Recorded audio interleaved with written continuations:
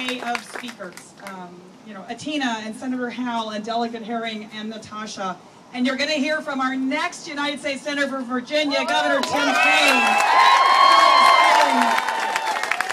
I want to say, too, it's great to have millennials on the stage, and it's great to have millennials in the audience. Let's hear it for the millennials. I'm also going to say, there's no way not to recognize that.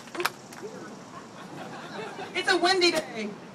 I want to just give a shout out for all the fabulous pro-Planned Parenthood men that are here today. All right?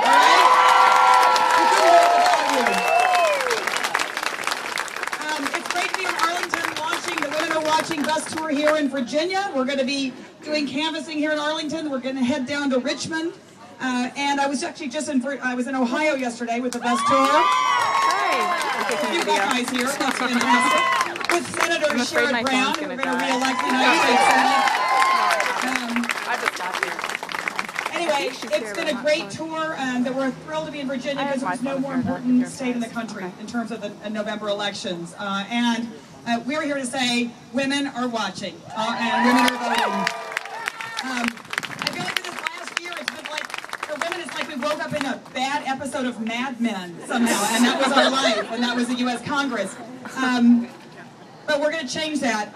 Although, you know, I was actually, when I was in Ohio yesterday, apparently Mr. Romney and Mr. Ryan have changed their stop speech, and they are now saying, they are promising that, they say, women need our help, and we are going to help women. Yeah. What? Okay, well, Mr. Ryan, yeah, exactly. So Mr. Ryan voted to end Roe, defund Planned Parenthood, eliminate cancer screening to more than 5 million women across the country. So what I want to say to Mr. Ryan is thanks. I actually think we've had just about as much help as we can stand from Paul Ryan in this country.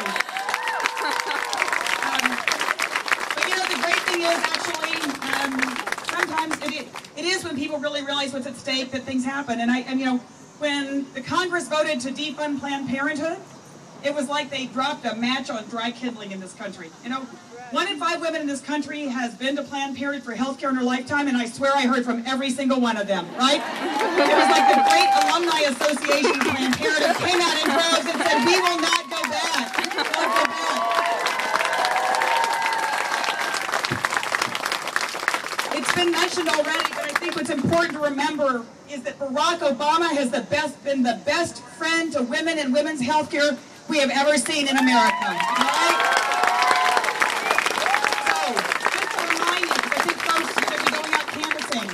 Under the Affordable Care Act, and let me just say, I am a card-carrying supporter of Obamacare, right? So, 3 things you need to remember. One is, for the first time in our lives, women don't have to pay more for insurance coverage than men, right? No more gender rating. Number 2, and this has been mentioned by some of our speakers, the incredible thing is, for the first time in our lives, preventive care, including birth control, is going to be covered for no copay for every woman, regardless of where they work.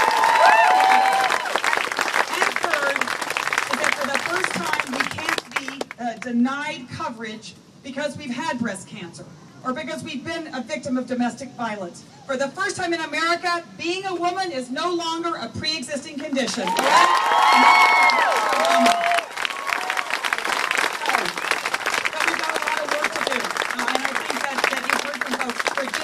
Is going to determine the fate of the country, right? So I gotta mention this because in 2008, 81% of young women voted in 2008, and you know what the results were. In 2010, only 27% of young women voted. So can we change that? We absolutely have to.